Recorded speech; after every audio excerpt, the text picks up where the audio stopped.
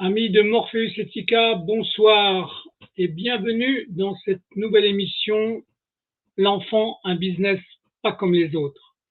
Alors ce soir, j'ai une nouvelle maman qui est mon invitée et elle s'appelle Sandrine. Est-ce que Sandrine, elle est là? Oui, bonsoir. Bonsoir Sandrine. Bon Sandrine, tu es la maman qui est invitée ce soir. Ce que je vais Oui. te demander, c'est simplement de te présenter, dans les grandes lignes, de dire dans quelle région tu es, tout ça. Et après, tu as la parole pour raconter ton histoire, ta triste histoire en fait. D'accord? Vas-y Sandrine, tu as la parole. Bonsoir à tous. Merci de me donner la parole pour que je puisse m'exprimer par rapport à la situation que je vis, qui est vraiment catastrophique, incompréhensible, qui bafoue les droits des parents et des enfants. Donc aujourd'hui, je veux m'exprimer sur le fait que je vis une situation où mon fils vient d'être placé sur ordre du juge, sans qu'on soit présent. On peut avoir son prénom? On peut avoir son prénom? Oui, il Simplement. s'appelle Paul, il a 11 ans. D'accord. Là, nous, on est dans la région d'Alsace, proche de Strasbourg. D'accord, d'accord. C'est 67 alors, si je ne me trompe pas. 67, oui, oui. Bon. Et alors, donc derrière tout ça, alors l'histoire, c'est quoi? Parce que qu'on te place ton enfant, mais c'est quoi le démarrage de tout ça? Comment ça s'est passé en fait? Pour remonter un peu plus loin dans les années, je divorce parce que je vis une situation de violence conjugale qui s'étend progressivement sur les enfants. Donc je décide à un moment donné où c'est plus possible d'aller à la police avec mes enfants et de demander protection. D'accord. Donc ça, c'est en 2012, sachant que Paul est né en janvier 2012 et en avril, je demande protection. Donc là, je suis reçue dans une association en Martinique, puisqu'à l'époque, je suivais mon conjoint militaire. Je suis reçue dans une association de protection contre la violence faite aux femmes. D'accord. Là-bas, je dépose plainte qui n'aboutira à rien. On me dira que c'est perdu dans les méandres de la police de Martinique. Et la suite, c'est que l'association n'a pas beaucoup de moyens. On se retrouve finalement dans un logement avec des cafards, pas d'eau chaude.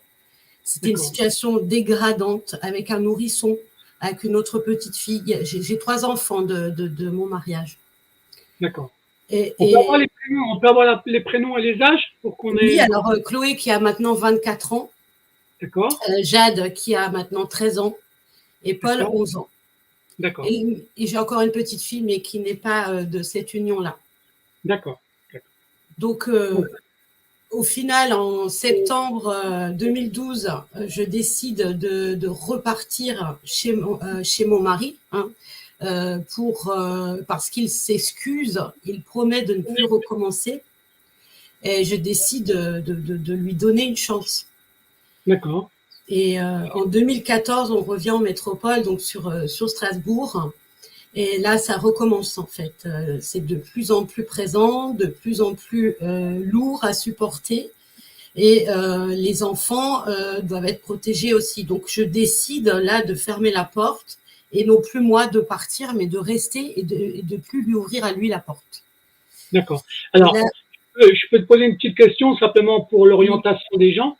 Est-ce que Strasbourg, c'est ta région d'origine ou c'est une région simplement à cause du travail? Non, je suis véritablement la carrière de mon mari à l'époque. Je suis de Champagne-Ardenne à la base.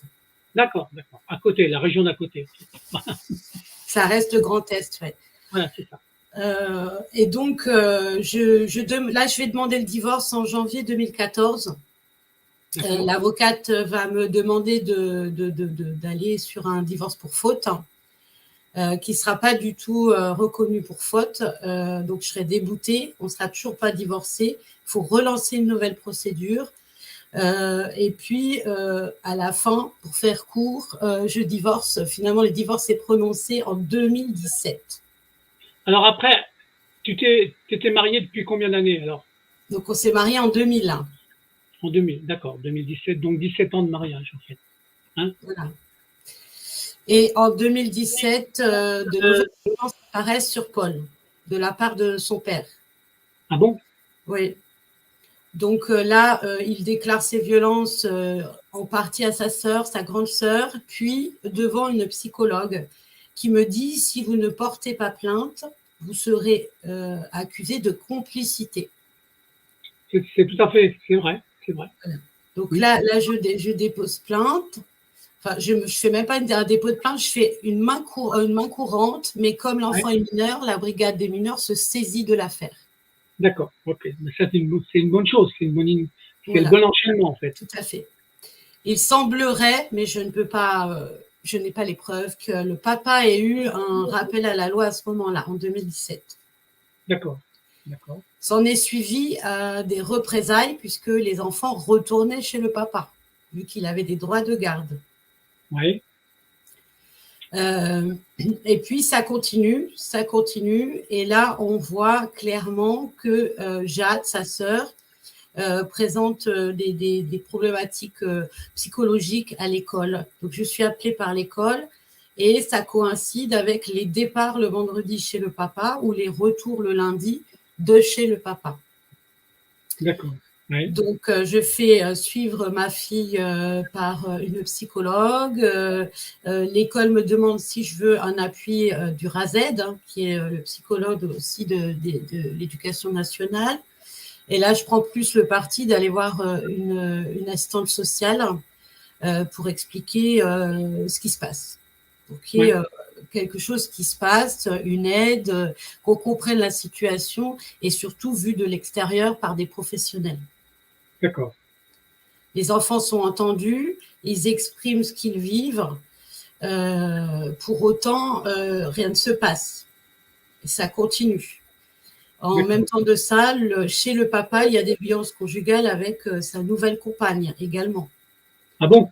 Et ça, mais tu sais ça comment? Comment tu l'as su, ça? Parce que les enfants en parlent et parce que la dame m'appelle. Ah bon, en plus? Oui, sa compagne. Sa nouvelle femme l'appelle. Elle m'appelle moi. Elle m'explique ce qui se passe. Oui. Et tu lui racontes que toi, tu as subi la même chose, en fait. Bah, déjà, je lui dis que si elle ne va pas bien, qu'elle se sent en danger, qu'elle doit partir, hein, mais ça lui appartient.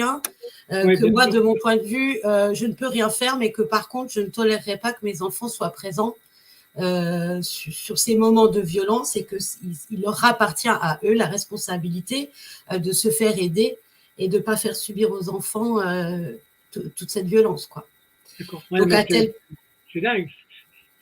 Par contre, c'est important que la nouvelle femme de ton ex-mari t'ait prévenu de ça, en fait. C'est très important. C'est très important. Oui. À l'issue de ça, il va y avoir encore une nouvelle dispute chez eux. Donc en mars 2018, si mes souvenirs sont bons. Et là, le père me ramène pendant les vacances les enfants. Et il va m'écrire. Là, il avait quoi comme enfant? Il avait le petit garçon? Il avait les trois. Il avait les trois. Ouais. Et là, il écrit comme quoi, à ma demande d'ailleurs, je lui demande de m'écrire qu'il ne faut plus que les enfants aillent chez lui dormir, qu'il peut les voir, mais sur des temps finalement pour aller jouer avec eux, etc. Mais il n'y a plus d'hébergement chez lui et qu'on se tient à un accord d'adulte à adulte responsable. Et que pendant ce temps-là… Mais ça, tu t'entends avec lui pour ça? Oui, il me fait un papier. Il n'écrira pas ça. Il t'a fait un document. D'accord. Le document, en fait, qu'il va écrire, ça sera que les enfants ne vont pas bien et que le temps qu'ils aillent mieux et se sentent mieux, il accepte de modifier ses temps de garde.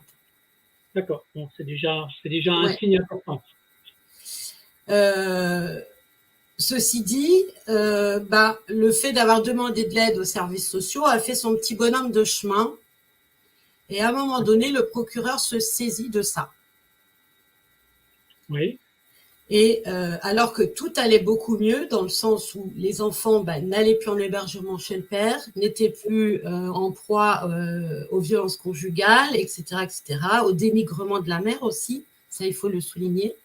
Ouais.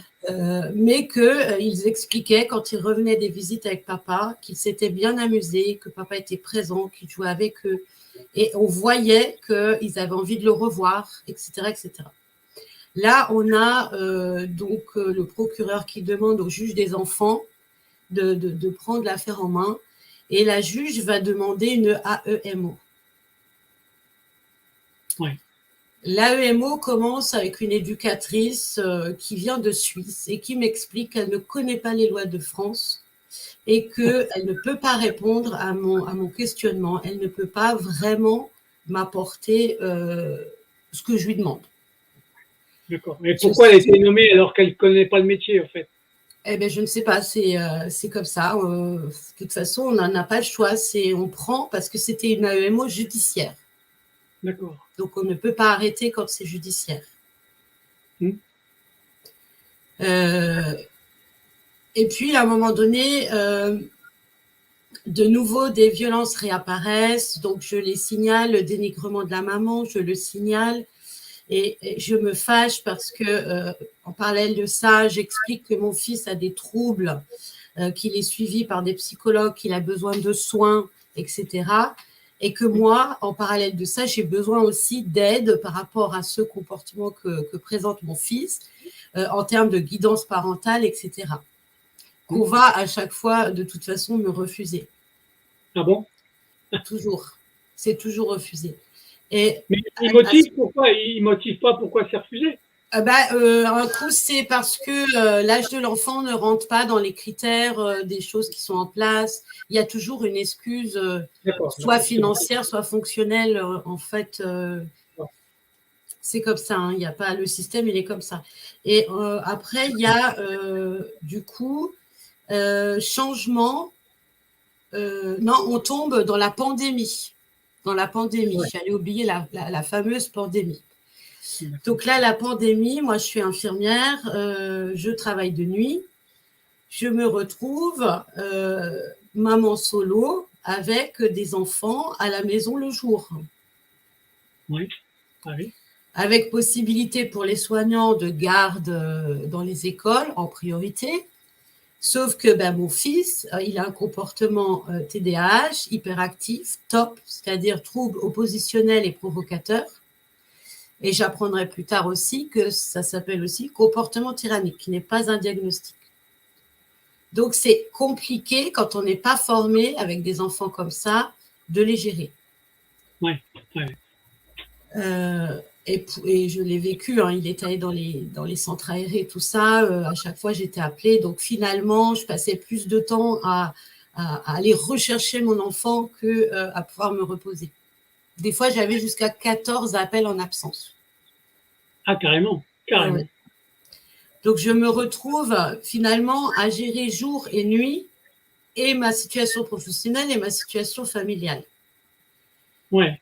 Je tombe assez rapidement dans l'épuisement et je demande au service d'AEMO, est-ce qu'il y a moyen d'avoir une aide à domicile, quelque chose. On me dit non, on est dans un moment de confinement, on ne peut rien faire. Ouais, oui. On ne peut strictement rien faire. Sacrée merde, cette période-là. Voilà. Et ensuite, quand on est revenu un petit peu à des normes, il fallait, donc dans les écoles, il y avait l'obligation de masque. Ouais. Les enfants, ils avaient des ronds qui étaient tracés dans la cour. Ils n'avaient pas le droit de bouger de ce rond pour la distanciation. Donc, un enfant hyperactif, on lui dit de ne pas bouger, ça ne peut pas fonctionner. Ah oui, bien sûr.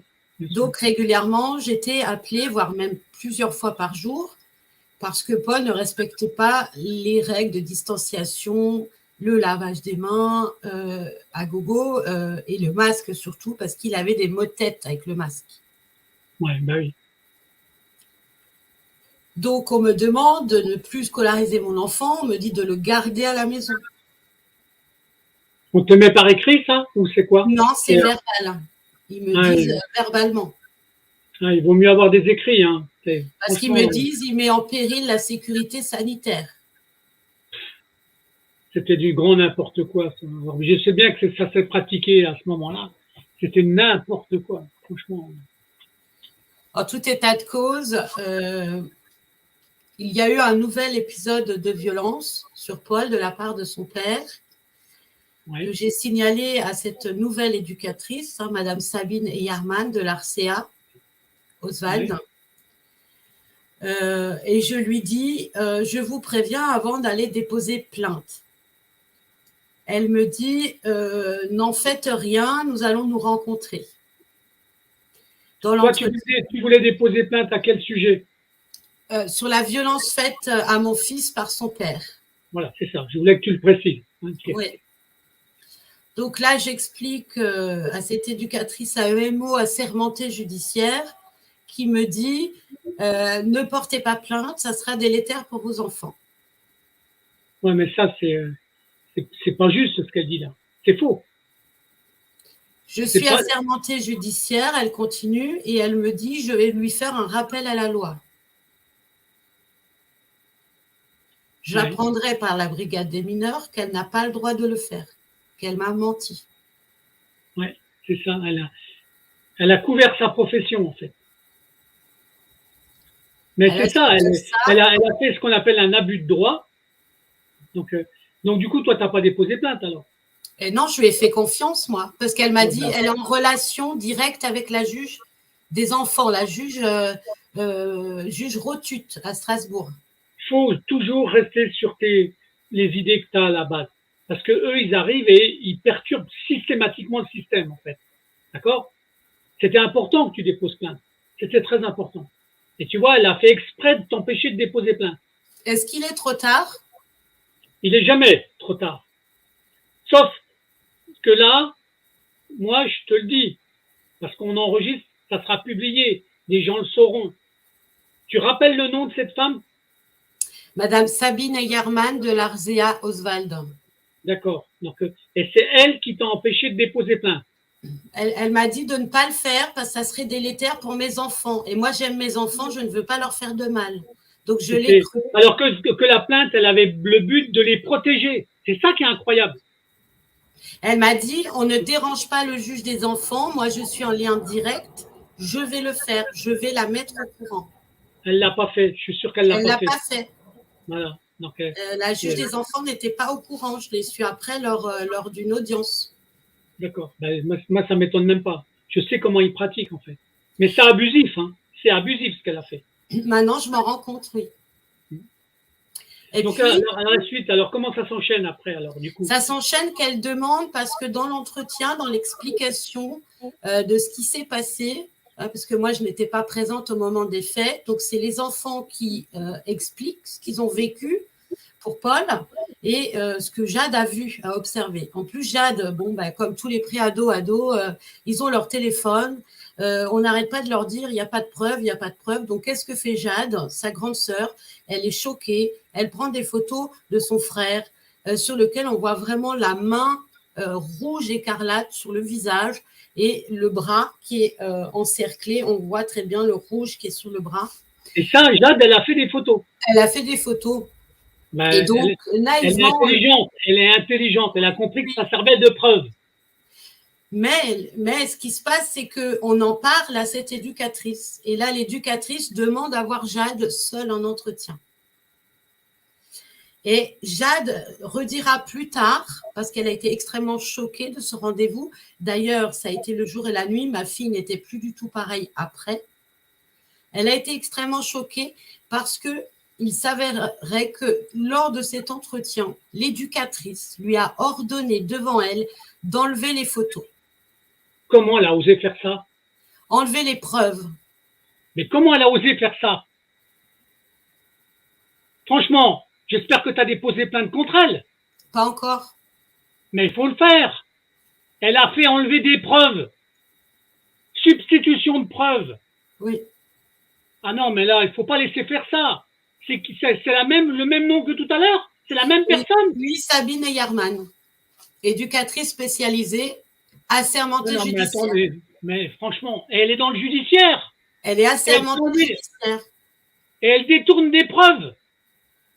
Mais je la collerai au livre. Elle est en charge de la mesure AEMO. C'est une honte. C'est une honte ce qu'elle a fait. C'est une honte. Incroyable. Alors, Ma alors, fille, mais ma fille a changé. Hein. ta fille, elle a dû en prendre un sacré coup sur la tête. Elle est rentrée, elle était en larmes, elle n'a pas mangé, elle a pleuré toute la soirée, tout le lendemain.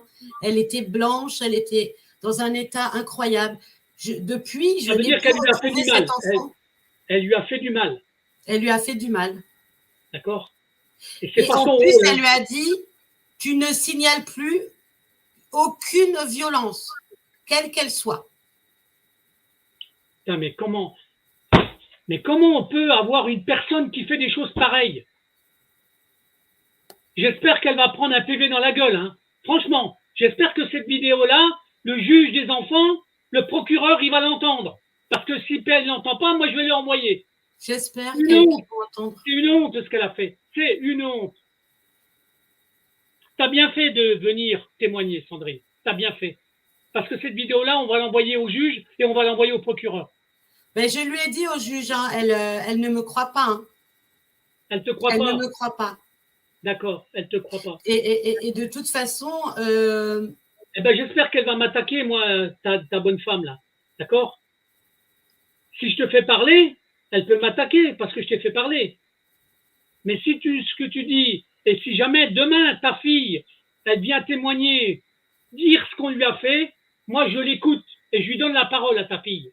D'accord? merci. Si elle peut raconter ce qu'elle a vécu à ce moment-là et le mal que ça lui a fait, tu lui dis. Moi, pour l'instant, j'essaye de donner la parole à des enfants. Pourquoi? Parce que les juges, ils n'en tiennent jamais compte. Je te le dis, hein. Si jamais tu as envie, tu lui dis. OK? Je lui proposerai. Non, mais bon, alors, du coup, ça veut dire qu'elle a coupé l'herbe sous le pied de la vérité, en fait. Oui. Franchement, c'est incroyable, Sandrine. Comment une professionnelle avec son statut judiciaire a pu faire des choses pareilles? Je me suis posé la question.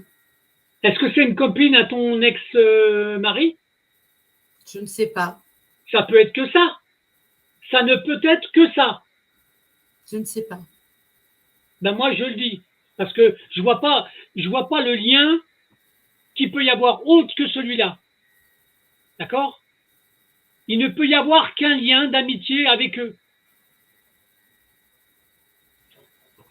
C'est pas du judiciaire, ça. Ça n'a rien à voir avec son travail professionnel. C'est pas du tout ça. Ce qu'elle a fait, c'est condamnable. Hein. C'est condamnable par la justice.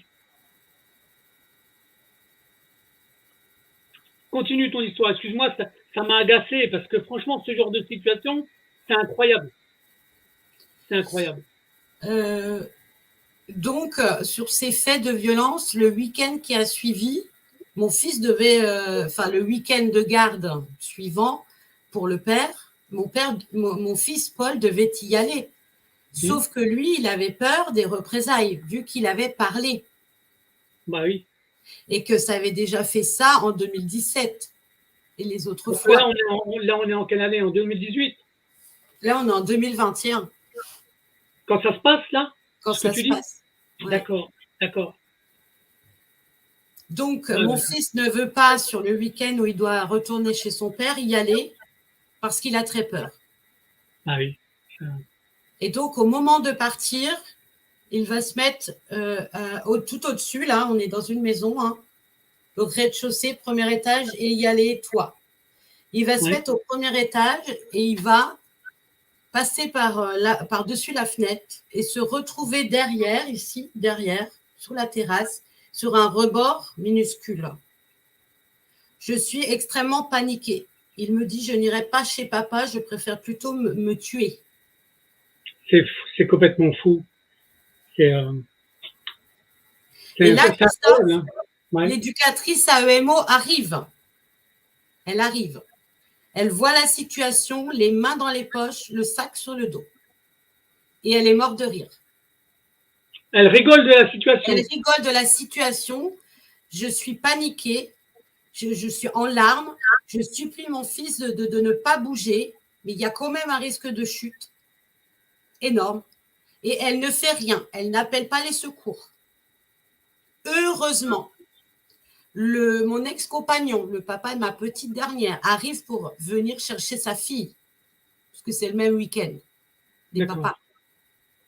Et là, il voit tout de suite la situation, il réagit immédiatement.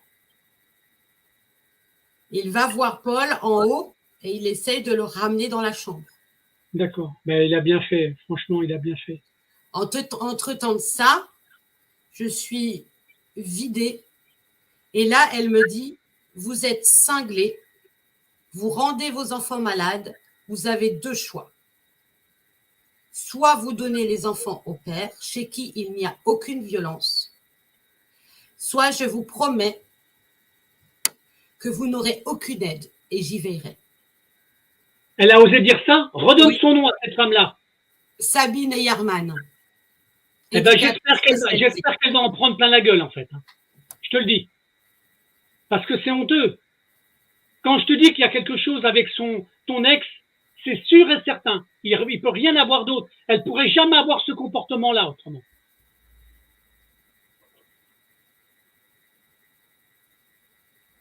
Ouais, là-dessus, elle va même jusqu'à dire, puisque mon fils, j'avais obtenu une notification MDPH pour qu'il soit pris en charge par un ITEP. Et là, elle me dit, il ira à 40 km de chez vous, plusieurs fois par semaine, et vous serez en charge de l'y emmener et d'aller le rechercher sans aide, sans taxi. Donc là, tu vois, là, elle paramètre des frais pour que tu sois en difficulté. Et puis surtout, je rappelle, je suis à l'époque infirmière de nuit. Donc quand je sors de nuit, rentrer chez moi, repartir avec mon fils avec les embouteillages pour faire 40 ou 50 km, aller, déposer mon fils, repartir, toujours pas dormi. Hein. Mais elle est machiavélique, cette femme-là, en fait. C'est pervers, je trouve. Ah non, c'est plus que de la perversité. Franchement, à mon avis, j'espère que ce témoignage-là va lui faire du mal. Hein. Et elle repartira en me volant le document, c'est-à-dire la notification FDPH qui sert finalement d'accord du parent. C'est le document qui t'ouvre la porte de l'ITEP, en fait. Hein. Elle te l'a volé? Elle me l'a volé.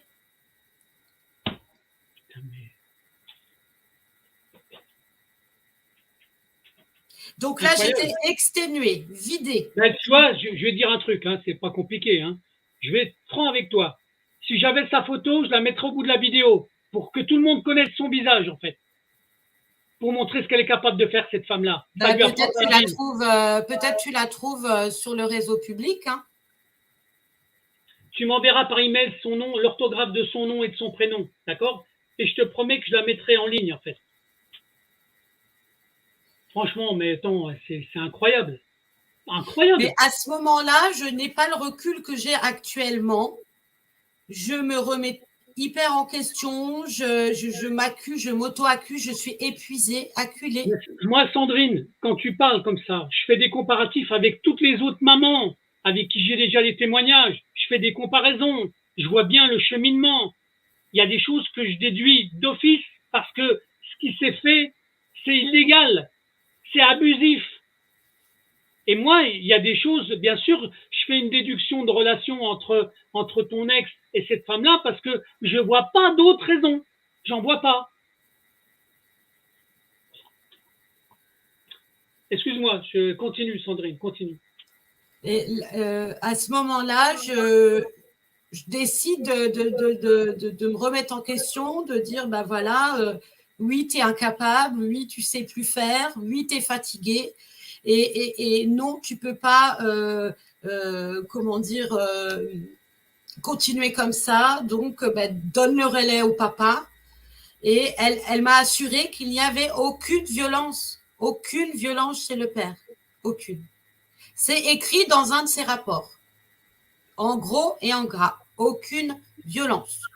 C'est tes enfants, mais c'est pour ça que la parole de tes enfants, elle est très importante. Oui. Si demain, ta fille, ton fils, ils veulent parler pour raconter ce qu'on leur a fait, d'accord? Moi, je leur donne la parole. Merci. D'accord? Je le leur dirai. Et ta grande fille, elle a vécu des choses comme ça, ta grande fille? Ah oui, elle a vécu. C'est un peu ça qui nous a dirigés à Rosalie Soleil, l'association de lutte contre la violence faite aux femmes en Martinique, parce que le papa lui avait dit qu'il allait l'égorger, lui trancher la tête et la brandir haut et fort pour que tout le monde la voie. Qui? À ta grande fille? Le papa a dit ça à Chloé, oui, oui. Il faut qu'elle raconte ça, ta Chloé, là. Mais elle l'a raconté. Elle l'a raconté. Eh ben, il faut qu'elle s'assoie. Écoute bien ce que j'aimerais, d'accord? C'est est-ce que ta grande fille, elle s'entend bien avec sa petite sœur et son petit frère? Oui. Eh ben, elle devrait être la monitrice de ces deux enfants-là. La prochaine réunion, si les trois ils sont là, d'accord, pour parler, c'est elle qui pourrait les manager les deux. Ta fille et ton fils. Franchement, mais moi Mais quand j'entends ça, ils ont tout dit à l'assistante sociale, quand je te disais qu'on a vu une assistante sociale à la PMI de la ville, elle a tout dit, Chloé, Jade, elle a parlé, Paul a parlé, tout est écrit. d'accord, mais tu les as, ces documents-là, tu les as en pièces, ces documents-là. Ça, je les ai pas, par contre, parce que c'est des des documents rapports sociaux, c'est pas donné, c'est juste lu. Ouais, c'est ça. Alors, je t'explique, pour montrer, moi, ce que je trouve aberrant dans la justice française. C'est qu'ils ont pondu une loi pour que vous ayez pas de copie de ces documents-là. Oui. D'accord? Sous prétexte que c'est du social. C'est faux. C'est simplement pour que le contradictoire n'ait pas lieu. Pas lieu. Mais bien sûr, c'est de l'anti-contradictoire. J'ai compris tout ça. Ouais, mais je l'ai compris bien après, trop tard. Bah oui, mais moi, je le dénonce depuis longtemps. Je le fais savoir et je le répète. Je fais exprès de le répéter. D'accord? C'est des mesures qu'ils ont prises pour se couvrir eux-mêmes. Mais quand ça nous arrive, on ne se rend pas compte qu'il y a un système en place aussi pervers. Ben, bien sûr. C'est plus que ce que je trouve aberrant. D'accord? C'est que tu aies des professionnels qui essayent de couvrir leur salaire. D'accord? Leur maintenance de travail. Je veux bien le comprendre. Mais qu'on soit dans l'abus de la sécurité des enfants. D'accord? Voire même de la relation de mère à ses enfants, ça, je trouve ça honteux et abusif. Sous prétexte que quoi? D'accord? Après, il y a des fonctionnements qui sont autres derrière, où on s'aperçoit que les services sociaux ont investi dans des bâtiments, dans des hébergements, d'accord? Et qu'il faut remplir ces hébergements-là. Pourquoi? Parce que ça leur appartient et c'est financé par le département. Donc par des fonds publics. Qui dit fonds publics dit les impôts des gens. Ben oui, c'est nous. Non, mais moi je le dénonce, ces choses-là. Et quand j'entends une maman comme toi raconter ça, je trouve ça abominable. Voilà, c'est tout. Bon, alors la suite, ça va évoluer comment ton affaire alors, ça évolue que je demande le relais au papa. À ce moment-là, et elle ira. Et là, je ne l'ai pas suivie. Je ne sais pas il y a un truc qui m'a choquée. Là, à ce moment-là, ça me choque. Elle me dit, n'attendez pas la décision du JAF. On doit être à peu près en mai. N'attendez pas la décision du JAF. Remettez les enfants immédiatement au père. Et là, je dis non. C'est la même femme. C'est la même, toujours Sabine Yarman. N'attendez pas la décision du JAF. Remettez les enfants immédiatement au père. Si vous voulez, je vous aide à préparer les valises. Ça se trouve, elle a un lien de parenté avec lui. Je sais pas. Moi, je n'ai jamais entendu parler d'elle avant, en tout cas. Non, mais en tout cas, faudra que tu fouilles, hein. Faudra que tu cherches. Parce qu'il y a obligatoirement quelque chose qui n'est pas net là derrière. C'est sûr, ça ne peut pas être autre chose. Mais trouver quoi, on finira pas le trouver. Mais c'est intéressant ce que tu dis dans le sens où tu n'es pas le premier à m'avoir demandé ça. Ah bah attends, mais ça me paraît évident. Comment elle fait? Elle fait tout pour le père, elle fait tout contre toi et tout contre les enfants. Oui. Donc là, il y a Il y a un vice caché, mais on le trouvera. Je te le dis tout de suite, on le trouvera. Ouais. Et donc les enfants vont partir chez le père en 2021 pour la rentrée scolaire de 2021. Et ils ne veulent pas partir. Ils m'en en veulent et encore à l'heure actuelle, ils m'en en veulent. Mon fils, ça tourne en boucle, il me le répète, il me l'a encore dit aujourd'hui, c'est de ta faute, tout ça, c'est de ta faute. Tu savais que chez papa, il y a de la violence, tu le savais. Voilà, donc Et alors, tu l'as fait. là, écoute bien, ça sera important que ton fils, il entende le témoignage que tu fais aujourd'hui. Parce que tu as été trompé, on t'a emmené en bateau, et c'est les enfants maintenant. Donc Paul, je lui dis, Paul, il faut qu'il vienne témoigner, Paul. Cette vidéo-là, elle va te servir, Sandrine. Pas que pour la justice, pour que tes enfants, pour que ta fille, pour que ton fils, pour que tes filles comprennent. D'accord? Et si demain, elles veulent cautionner par un témoignage ce que tu dis en racontant, ça va aller à l'encontre de ce qu'a fait cette femme. Mais c'est surtout que, si tu te rappelles de ce que j'ai dit tout à l'heure, quand mon fils menace de se défenestrer, je te disais que le papa de la petite dernière est arrivé. J'ai donc un témoin de la scène. Oui, ça, parce c'est bien. Que ce qu'il faut aussi savoir, c'est qu'à ce moment-là, il y a un moment donné où j'explique ça à la brigade des mineurs.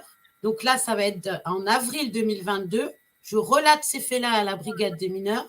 Ma fille en parle au médecin et là, il y a un signalement à la CRIP.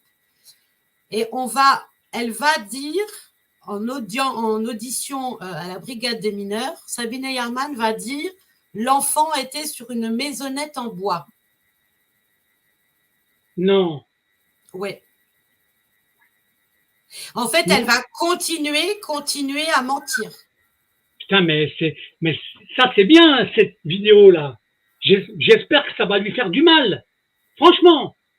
Moi, je ne souhaite de mal à personne, mais par contre, attends, non, mais là, elle a fait cette déclaration à qui? C'est rédigé dans quoi? Je ne sais pas si c'est rédigé. Je sais juste moi, il m'a été répété que lors de son audition à la brigade des mineurs, puisqu'elle a été mise en cause par ma fille auprès du médecin traitant. Il faut que la brigade des mineurs, elle te donne le rapport. Pourquoi? Je peux la demander? Bien sûr, parce que si jamais c'est écrit, d'accord? Parce que les paroles, ça s'envole, sauf quand c'est en vidéo comme aujourd'hui, d'accord?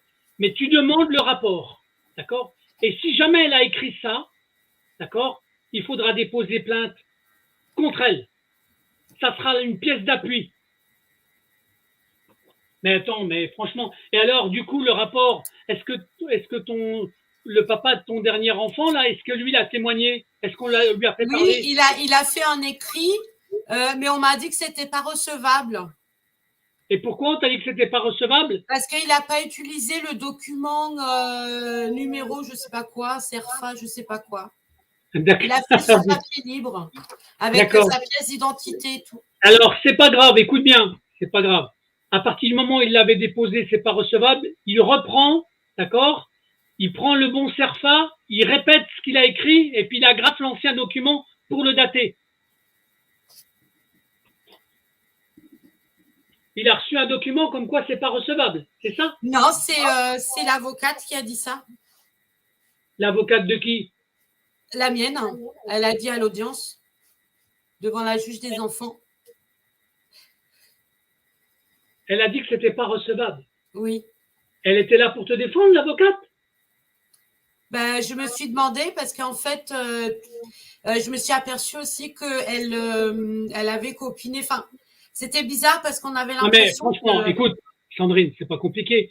Au lieu de dire que c'était pas recevable, si c'était vraiment une avocate qui te défendait, elle aurait dit au papa de ta dernière de remplir le bon document à l'appui de ce qu'il avait fait qui n'était pas recevable. Franchement, mais c'est prendre les gens pour des cons.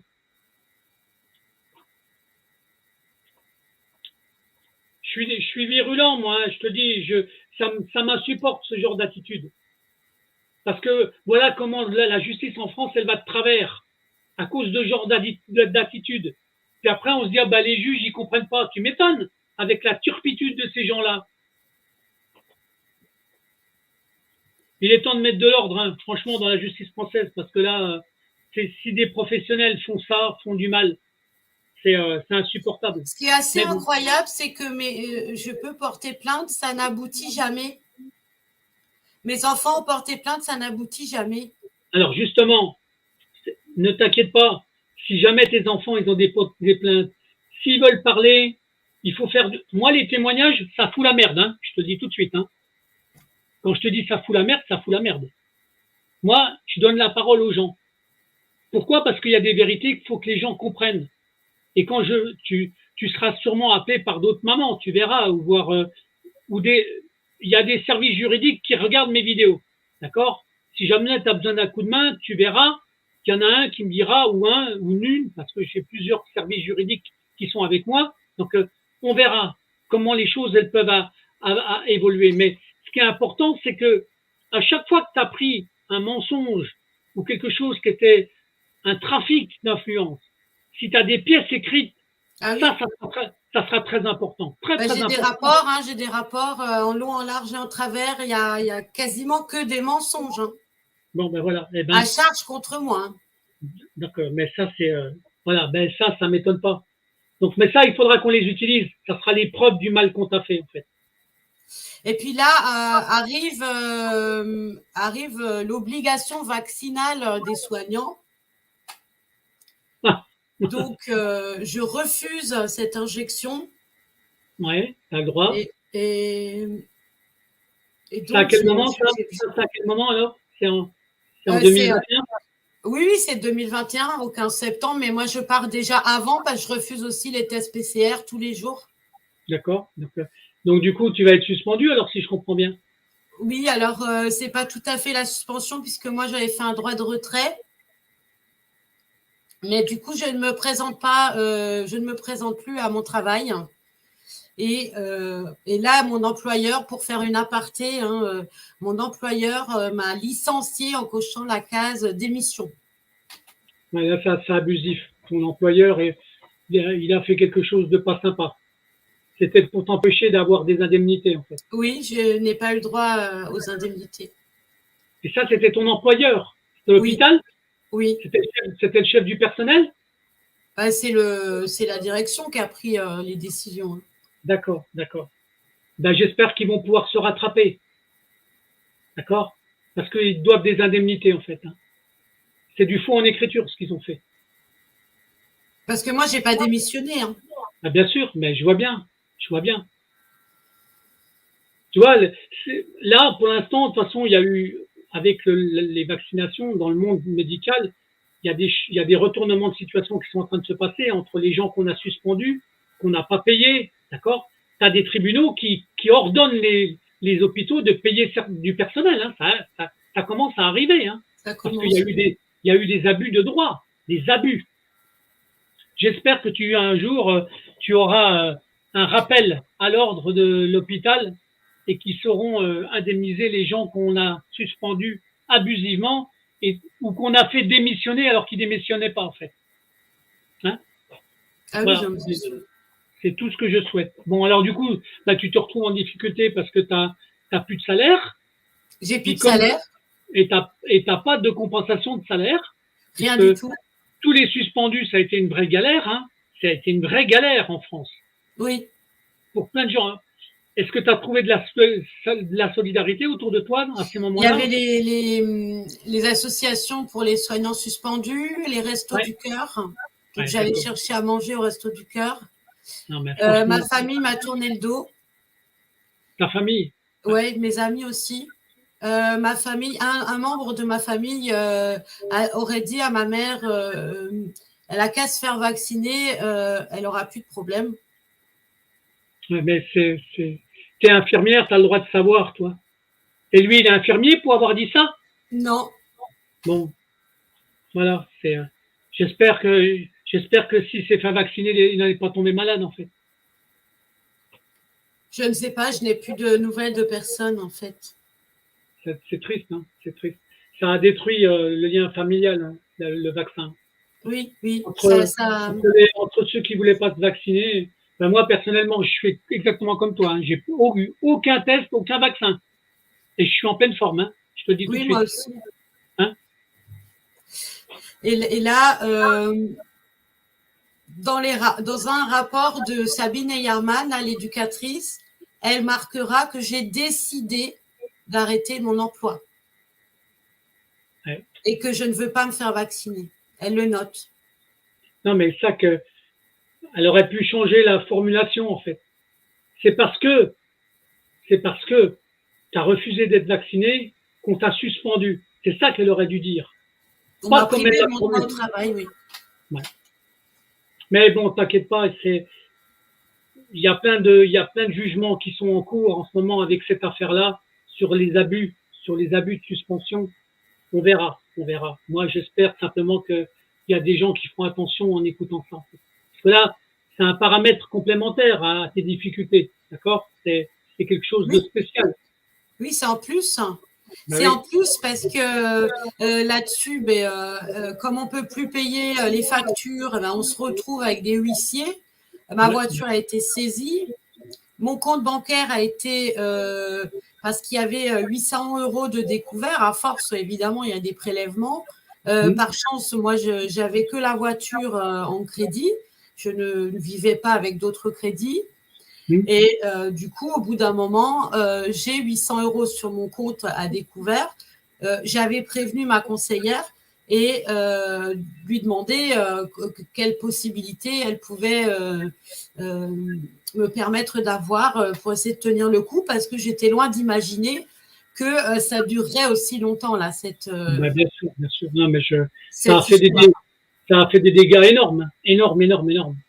Et là, je vois finalement que la banque a pris un crédit pour rembourser les 800 € de découvert sans mon autorisation.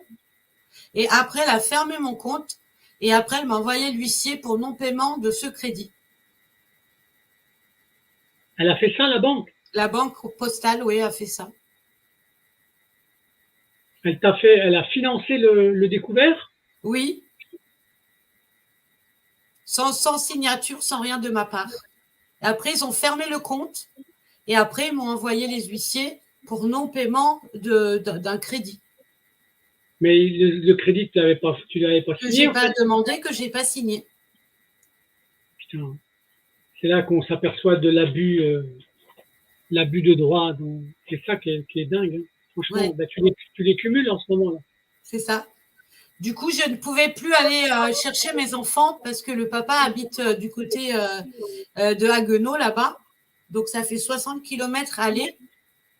Et j'ai demandé solidarité puisque le jugement dit qu'on doit faire chacun un voyage aller-retour et qu'au moins, il fasse son voyage à lui aller-retour par mois. Et ça, il a refusé. Et les éducateurs ont cautionné son refus. Il était en position de force, en fait. Donc là, en fait, on m'a privé de mes enfants et je les voyais que toutes les 5 semaines pour ma partie de vacances scolaires. Ouais. Et après, la juge m'a accusée de mère abandonnique dans une audience. Oui, mais ça, après, tu les cumules. Je vois bien l'enchaînement tel qu'il se fait, en fait. Mais t'as bien fait de témoigner, en fait. Franchement, t'as bien fait de témoigner parce que ça ne peut que t'aider, en fait. Hein. Voilà. À la suite de ça, en décembre 2021, j'ai été appelée parce que mon père était en train de mourir. Donc, il y a une dame qui m'a payé un trajet Blablacar pour aller du côté de Rethel, entre Reims et Charleville-Mézières, voir mon papa. Bon, quand je suis arrivée, il était déjà décédé, mais j'ai découvert ma mère dans un état pitoyable, avec 6 de tension, qui avait aussi la Covid et personne ne s'en souciait. Alors que les équipes de secours étaient venues chercher mon père et ma mère était toute seule.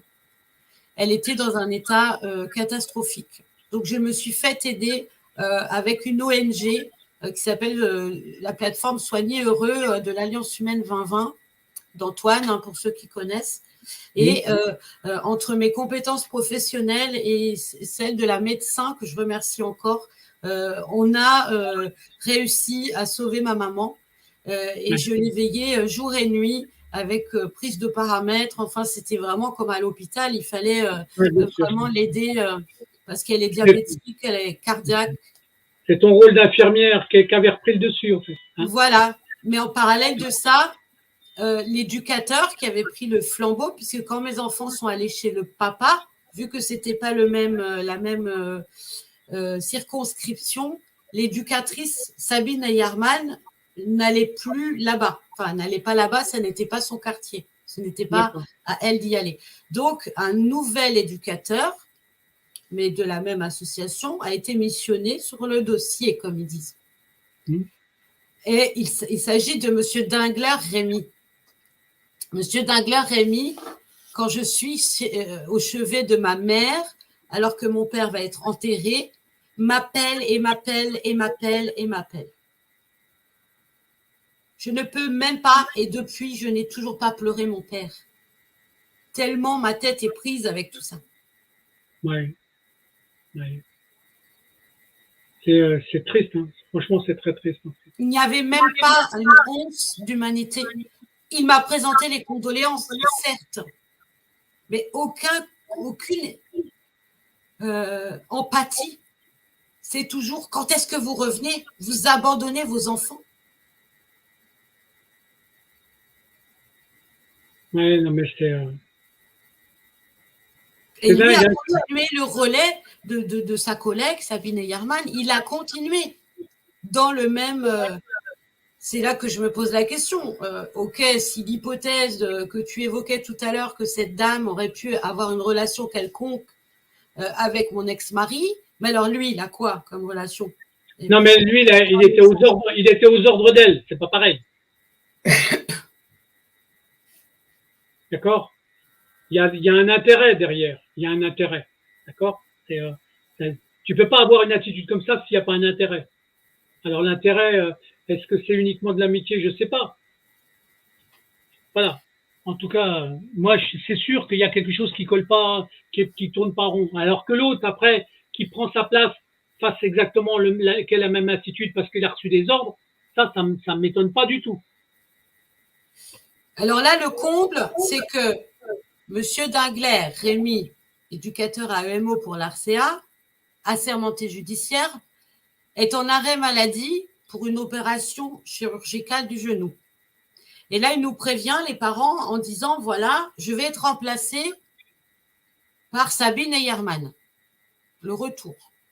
Ouais, bah oui. Il s'avérera que Sabine Ayerman n'a plus du tout suivi mes enfants, mais plus du tout. Et que les violences ont recommencé. Les enfants ne pouvaient plus, n'avaient plus de lien d'éducateur à qui parler.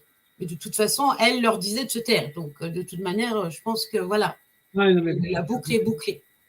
Donc là, il y a quand même des intervenants extérieurs, puisque mon fils est suivi aussi par un CESAD à l'époque. Et il y a un éducateur spécialisé d'un ITEP de là-bas qui vient tous les mercredis au domicile du père, qui va commencer à trouver que des choses sont bizarres.